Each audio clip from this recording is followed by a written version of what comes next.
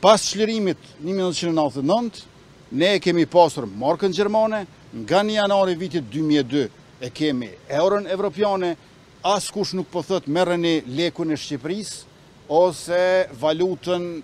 e re kosovare Dardan, por euron. Euroja është evropiane. Unë nuk besoj që qytetarët serb janë ata që e shohin këtë problem, por natyrisht Beogradi zyrtar që s'na e pranon pavarësinë dhe nuk i pranon krimet e kryera para 25 vjetëve në Kosovë që morën për masa të gjenocidit, është ai i cili sjell këso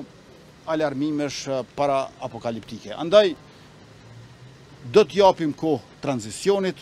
Banka Qendrore e Kosovës udhëheq me hapat 10 pikësh, edhe ne do t'japim kontributin ton për zbatim sa më të lemueshëm dhe si për Bankën Qendrore të Kosovës, për shtetëndërtimin ton demokratik, për sistemin ton financiar, ne jemi gjithashtu falendërues e mirënjohës Shtetet Bashkuara të Amerikës që kanë kontribuar për gjatë këtyre, jo vetëm thjesht